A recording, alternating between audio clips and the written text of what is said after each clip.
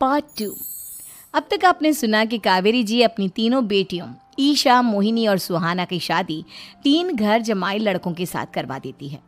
उन्हें लगता है कि ये लड़के शायद घर का कामकाज संभाल लेंगे, लेकिन उनके तीनों घर जमाई बहुत आलसी थे। वो नौकरी भी नहीं करते थे और बाहर का काम भी नहीं। कावेरी जी ने अपनी बेटियों से कहा कि वो प्रेगनेंसी का बहाना बनाकर अपने पतियों को सबक सिखाए। अब सुनिए आगे। मम्मी, आपने जैसा कहा था हमने वैसा ही किया, लेकिन देखिए ना, विवेक का हाल तो वैसा का वैसा ही है। घर में ना सुबह का नाश्ता बनता है और ना खाना। नौकरी पर जाने की बात करूं तो खाने को दौड़ते हैं मुझे। हाँ मम्मी, मैंने भी सुमित को कितनी बार कहा कि अगर नौकरी नहीं करनी तो कोई छोटी सी दुकान ही खोल लो। घर का खर्चा कैसे चलेगा?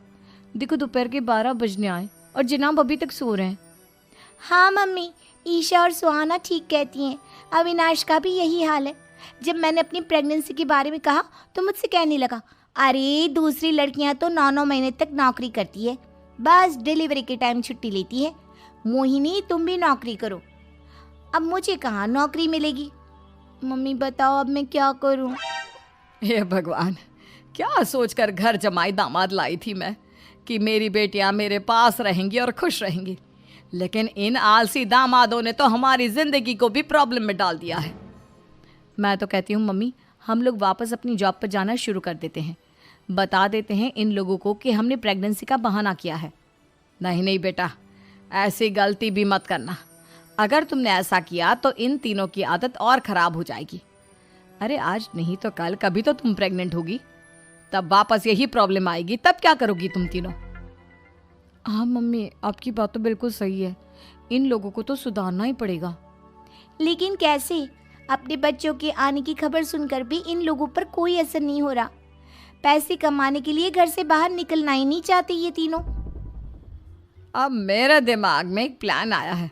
तुम तीनों चिंता मत करो, उन तीनों को बुलाओ, फिर मैं बात करती हूँ। थोड़ी देर बाद कावेरी जी अपने तीनों दामादों को सामने बुलाकर अपनी बात कहना शुरू करती हैं। अविनाश, सुमित और विवेक, देखो बेटा, मैं ना तुम तीनों से बड़ा प्यार करती हूँ, इसीलिए तो तुम्हें घर जमाई बना कर रखा है मैंने। अरे मम्मी जी, सीधे सीधे कहिए ना, क्या बात है? प्यार तो हम भी आपको बहुत करते हैं। अरे मम्मी जी, आपकी इज्जत भी बहुत करते हैं। अरे भाई, आपके जैसी सास और कमाने वाली बीवी सबको मिलती है क्या? हाँ मम्मी, विवेक और सुमित ठीक कह रहे हैं। आपकी बेटी से शादी करके मेरी तो ज़िंदगी ही अच्छी हो गई है। जानती हूँ मैं, और ये भी जानती हूँ कि तुम तीनों अपने अपनी बीवियों से बहुत प्यार करते हो। बेटा, बात ऐसी है कि हमारे कुल गुरु ने कहा है कि प्रेग्नेंट होने के बाद मेरी तीनों बेटियां शुरू के 4 महीने हमारे गांव में जाकर रहेगी, जहां मेरे चाचा जी रहते हैं। अरे लेकिन क्यों मम्मी, गांव में जाकर रहने की क्या ज़रूरत है इन तीनों को? वो क्या है ना बेटा, हमारे परिवार को एक श्राप है। अगर मेरी बेटियों ने यहाँ पर बच्चा पैदा करने की कोशिश की तो उनके बच्चों को कुछ भी हो सकता है। इसलिए अब से लेकर 4 महीने पूरे होने तक इन्हें गांव वाले घर में रहना पड़ेगा। हाँ तो इसमें प्रॉब्लम क्या है मम्मी जी? हम भी वहाँ जाकर रहेंगे, पिकनिक मनाएंगे। अरे भाई, बीवी जहाँ हम भी वहाँ। हाँ यार, आइडिया तो बहुत अच्छा है।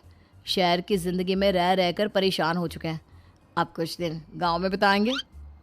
तुम लोग समझने की कोशिश क्यों नहीं करते? तुम में से कोई भी वहाँ नहीं जा सकता, और मैं यहाँ रहूँगी ना तुम तीनों के साथ। 4 महीने की तो बात है, उसके बाद ये तीनों ही लौट कर आ जाएंगी।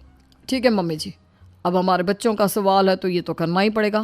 कावेरी अपनी तीनों बेटियों को कुछ दिन के लिए घर से बाहर कहीं दूसरे शहर में रहने के लिए भेज देती है।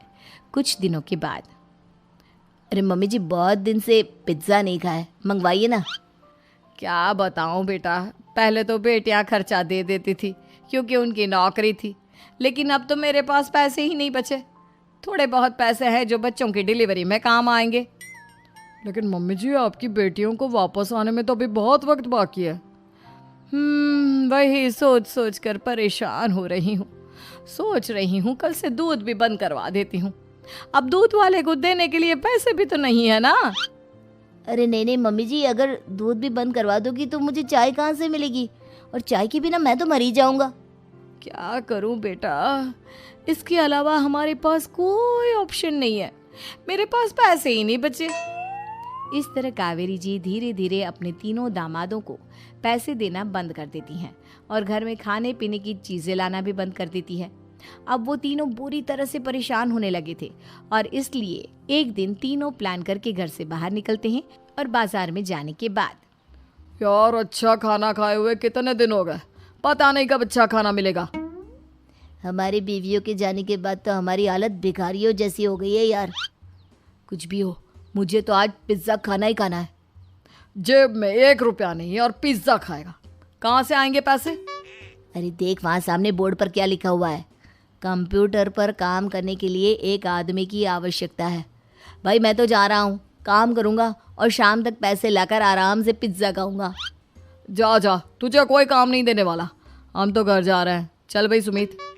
सुमित और अविनाश वहाँ से चले जाते हैं और विवेक उस कंप्यूटर शॉप पर सारा दिन काम करके 5,000 रुपये कमा कर घर लौट कर आता है और अपने खाने के लिए अच्छी अच्छी चीज़ें भी लेकर आता है। ये देखकर विवेक और सुमित के दिल में भी कुछ पैसे कमाने की इच्छा जागती है। अरे सुबह सुबह कहाँ चल दिए तुम? मम्मी जी एक बहुत अच्छी जगह मिली है, कंप्यूटर पर काम करने के 5,000 मिले थे कल मुझे। अगर रोज़ काम करूँगा तो पूरे 40,000 की तनख्वाह। अरे वाह, ये तो बहुत अच्छी बात है दामाद जी, आपको जाना ही चाहिए। सुमित और अविनाश विवेक को इस तरह तरक्की करते देखकर परेशान हो जाते हैं और वो दोनों भी काम की तलाश में निकल पड़ते हैं। धीरे धीरे उन दोनों को भी काम मिल जाता है। अब कावेरी के तीनों दामाद छोटी मोटी नौकरी करके अच्छा पैसा कमाने लगे थे। एक दिन कावेरी उन्हें अपने पास बुलाती है। अरे वाह, विवेक 40,000 कमा लेता है, अविनाश 60,000 और सुमित तुम भी 40,000 के आसपास कमा ही लेते हो। कुल मिलाकर तुम अच्छे खासे पैसे कमा रहे हो बेटा। हाँ मम्मी जी, बहुत मज़ा आता है जब महीने के एंड में मोटी रकम हाथ में आती है। पूछिए मत मम्मी जी, घर में रहकर रोटी बना बना कर और तो जैसा महसूस होने लगा था मुझे तो। हाँ बेटा, तुम तीनों की बात तो बिल्कुल ठीक है और जानते हो अब तुम तीनों की पत्नियां भी वापस लौट कर आने वाली है। लेकिन मम्मी जी अभी तो उन्हें गए सिर्फ 2 महीने हुए हैं, आपने तो कहा था वो 4 महीने के बाद लौट कर आएंगी। ऐसा कुछ नहीं है बेटा, मैं सिर्फ तुम तीनों को सबक सिखाना चाहती थी कि आदमी घर में बैठकर बीवी की कमाई खाता हुआ अच्छा नहीं लगता। इस दुनिया में हर इंसान को मेहनत करनी चाहिए, काम करना चाहिए, चाहे वो औरत हो या आदमी, ताकि अपने परिवार को संभाल सके। कावेरी की बात सुनकर उन तीनों को अपनी गलती का एहसास होता है और कावेरी उन्हें सच बता देती है कि ईशा, सुहाना और मोहिनी शहर में ही कहीं दूसरी जगह रह रहे थे। शाम के वक्त उन तीनों की पत्नियां लौट कर आ जाती है और कावेरी जी का परिवार एक खुशहाल परिवार की तरह रहने लगता है।